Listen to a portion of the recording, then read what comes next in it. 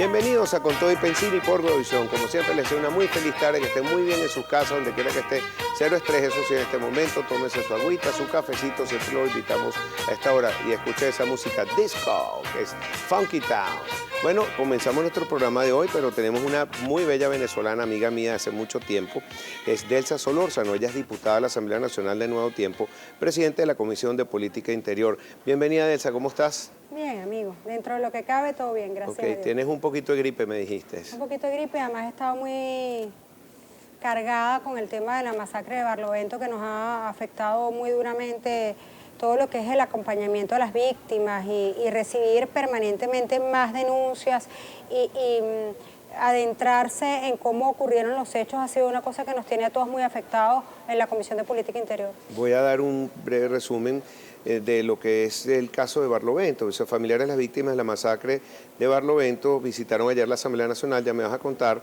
Los denunciantes informaron que al menos 30 personas, entre hombres y mujeres, fueron detenidas por la FAN sin orden de captura ni alguna justificación, fueron aislados, sufrieron torturas y ya van 14 que fueron las víctimas desaparecidas, las cuales 12 fueron encontrados en sus cadáveres, pero solo 9 han sido identificadas. Yo sí quiero decir que yo sí he notado por parte del gobierno, de las Fuerzas Armadas, una gran preocupación y han actuado en consecuencia, pero yo quería oír tu explicación de lo que dicen ellos de cerca. Tú que eres diputado y presidente de la Comisión de Política Interior, ¿cuál fue su exposición ayer y también la actuación del gobierno? ¿Cómo se está desarrollando esto? No, yo debo agradecer al Ministerio Público, que de verdad ha tenido una actuación extraordinaria en todo esto.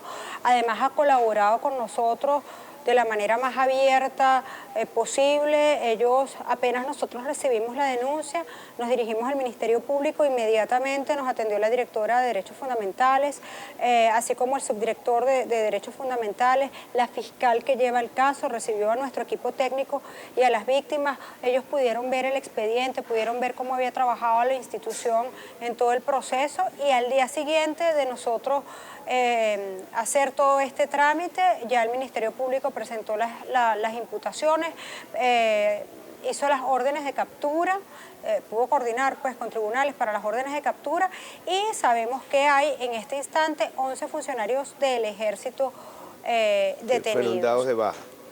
Bueno, según nuestros expertos militares, eso es un tema un poco más complejo. Yo quisiera pensar que esto no es simplemente un acto meramente declarativo, porque para dar de baja a un funcionario militar se necesitan otros trámites que entiendo aún no se han dado y todavía no hay condena. Nosotros esperamos más que un simple pronunciamiento. Yo creo que es menester, Pedro, que la Fuerza Armada Nacional le ponga un alto a todo esto.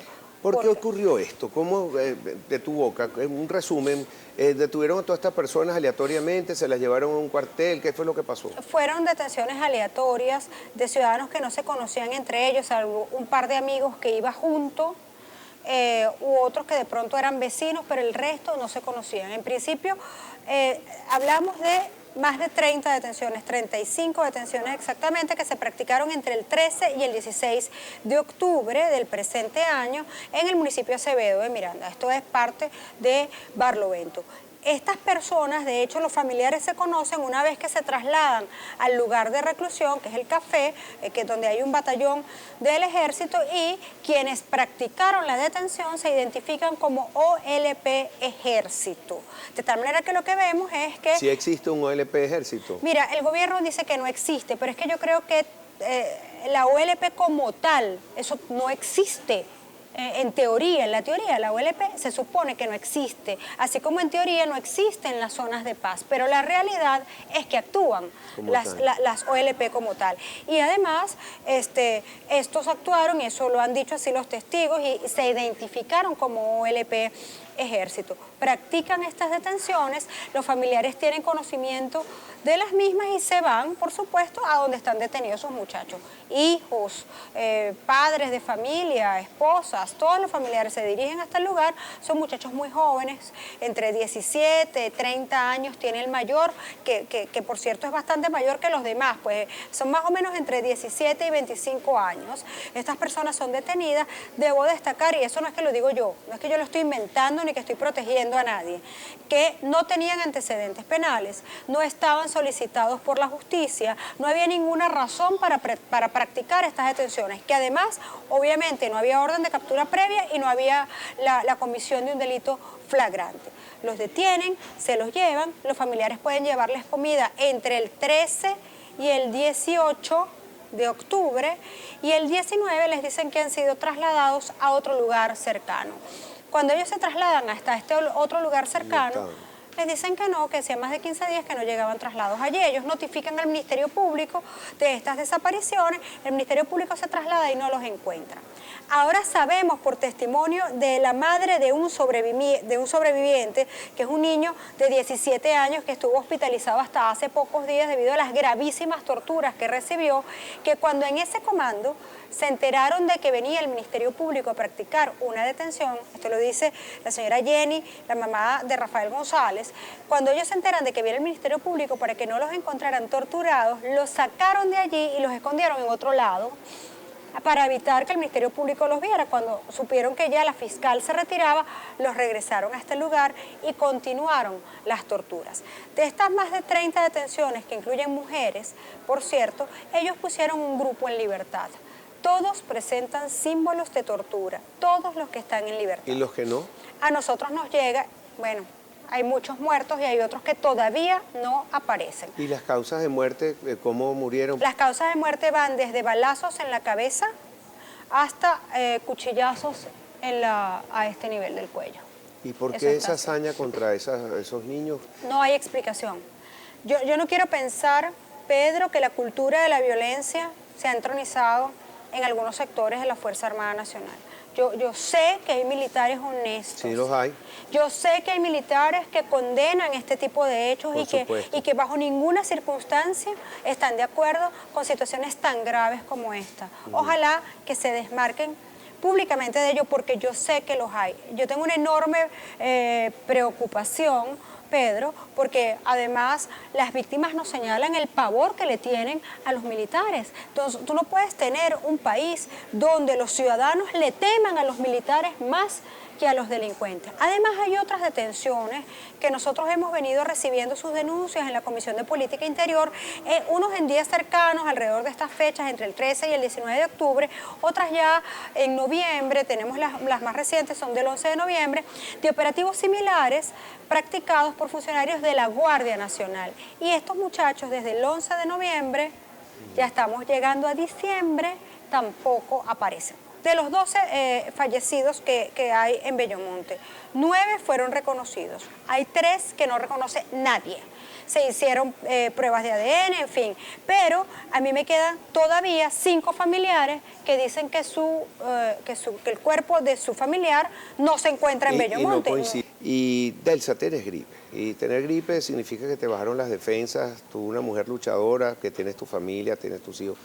Pero has enfrentado toda esta cantidad y los números son increíbles, lo que tú has hablado. Tener que exponerte día a día con esas madres, con esos padres, algunas que tú me dices seguramente que ya no están y no pierden la esperanza ni la fe. ¿Por qué esta cultura de la violencia? ¿Hay algún tipo de que quizás les estén dando algún bono o alguna cosa, de alguna manera, le dan comida por tener detenidos? Como tenemos tanta violencia en Venezuela que se está extendiendo a todos los niveles. Pero hoy nosotros recibimos en la Comisión de Política Interior 100 casos de violación de derechos humanos, 100, no uno menos, 100 casos en un día. Hoy recibimos a una madre del municipio Libertador del estado de Aragua, que su muchachito de 17 años lo agarraron, la policía, para pedirle la cédula, y él andaba con su hermanito, los torturaron a los dos, y la autopsia legal dice, causa de muerte. Dificultad respiratoria, asfixia mecánica y ahorcamiento con instrumento de metal.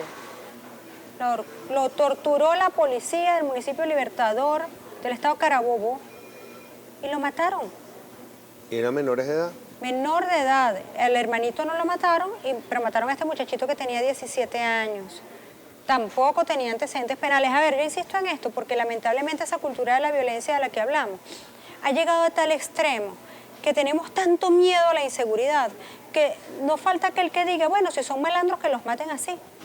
Cosa que, por cierto, no se justifica bajo ninguna circunstancia, porque si usted agarra preso a un delincuente, usted como funcionario tiene que llevarlo, presentarlo a la orden del Ministerio Público y tribunales y que vayan a las cárceles venezolanas, que por cierto son un horror. Nosotros tenemos el peor sistema penitenciario del mundo, ¿sabes? Entonces, a ver, aclaro que no tenían antecedentes penales, que... O sea, de hecho, por ejemplo, una de las víctimas de la ULP de Nueva Esparta, un niño también de 17 años que mataron, era gloria del deporte margariteño y el gobernador lo acababa de condecorar hacía unos días y entraron a su casa por error y lo mataron. Esto está pasando a diario. No son hechos aislados. ¿Cuál es la respuesta del gobernador? ¿Se ha hablado con él? Se envió una comunicación al gobernador del estado. Este no respondió nada. El hecho está siendo investigado. Nosotros todos estos casos los remitimos inmediatamente al Ministerio Público para que abran las investigaciones y tengo que decir que lo están haciendo debidamente bien. Gracias por ese reconocimiento, porque tampoco podemos... No, nosotros en eso somos muy objetivos, sí. y decimos las cosas como son. Para cerrar este tema, Delsa, ¿tú eres de la opinión de que deberían de cerrar o eliminar las OLP? Las OLP son un operativo de exterminio de la gente. A nosotros nos dijeron que iban a acabar con la pobreza. Lo que nadie nos dijo es que se iba a acabar con la pobreza matándola, o de hambre, o con un disparo en la cabeza, o con una cuchillada donde no debe ser, como ocurrió con estos muchachos de Barlovento. No puede ser que nuestros efectivos uniformados, que insisto en que no son todas las fuerzas policiales, en que no es toda la Fuerza Armada, pero sí hay un grupo de funcionarios... Que hay que señalar y que paguen justicia. Y además el Estado es el que viola derechos humanos. El Estado tiene que hacerse responsable por esto y debe ser sancionado. Delsa, tengo que hablar rápidamente contigo del otro tema, que es la mesa de diálogo. Ha sido muy criticada. Yo creo que si el Papa llamó y se había convocado al Papa por parte de la oposición y entonces el gobierno lo aceptó, había que transitar esa vía diplomática. Sí. Ahora, hay un problema. El que se pare de la mesa en este momento pierde. Eso es así. Entonces, y debe ser muy difícil para Nuevo Tiempo, que es uno de los que está sentado en la mesa, porque la gente está... con todo el agobio que tiene el venezolano, está de a toque, está polarizado, están algunos bravos, que bueno, pero no se dan cuenta que si se paran, bueno, que viene una guerra civil. Háblanos un poco sobre tu posición. La gente tiene razón, Pedro. Tú no le puedes pedir a una mamá que no tiene leche para su muchacho, que no consigue pañales, que no hay bombitas para nebulizar cada vez que le da asma a los hijos a mi hijo, uno empieza a sufrir, que no tengo los remedios para la atención de mi mamá. Mira, yo soy hiperinsulínica y dependo de metformina. Y yo de Janumete no consigo, si me consigue una cajita. Sí, eso no hay. Yo la pago. Igual. Entonces tú no le puedes pedir al pueblo que no esté desesperado, un pueblo que además está agobiado por la economía. Nosotros hemos apostado por esta mesa del diálogo porque el diálogo es lo correcto. Es lo civilizado, es lo que debe ocurrir en democracia. Ahora bien, si la contraparte no cumple, pues ya veremos.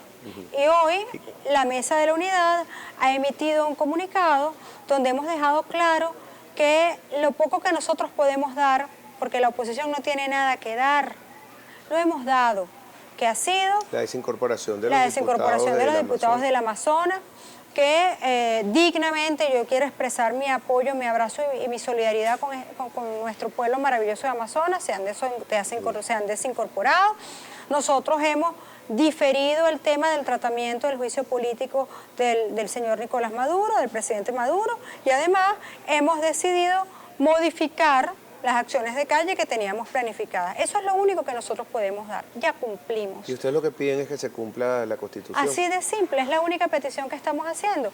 El gobierno hasta este momento no le ha dado cumplimiento a ninguno de los acuerdos. Hoy hemos pues emitido un comunicado donde de cara a la reunión del 6 de diciembre estamos dejando claro que le falta al gobierno por cumplir liberación de los presos políticos, la designación de un Consejo Nacional Electoral, de unos rectores del CNE, de común acuerdo tanto por la bancada del PSUV como por la bancada de la Unidad, para que estos rectores puedan cumplir con los requisitos constitucionales y no con Y el requisitos más políticos. importante, ustedes están pidiendo algún tipo de solución electoral. Y una solución electoral que es el último, no por ello el menos importante, al contrario, porque indiscutiblemente la crisis que hoy sufre Venezuela pasa por un proceso electoral que le diga al país que el cambio está verdaderamente en nuestras manos y que vamos a salir de esto por los mecanismos que el pueblo ha decidido. Aunque algunos partidos piensen que no, por ejemplo, Primera Justicia, que todavía hay tiempo para el referendo revocatorio, Un Nuevo Tiempo ha comunicado que no cree que haya tiempo. Si hay un referendo revocatorio el año que viene, a pesar de que quede un vicepresidente, ¿vale la pena ejercerlo? En mi opinión, yo creo que sí, porque se debilitaría un poco a través del revocamiento y después si vienen elecciones, lo que son las regionales, lo que son también de gobernadores y todo, y van perdiendo también. A ver, nosotros creemos en la necesidad de una salida electoral, de una solución electoral para Venezuela que produzca el cambio de gobierno, porque evidentemente el cambio de gobierno es la política es el cambio. Ahora, ¿cómo la logramos? Es el asunto.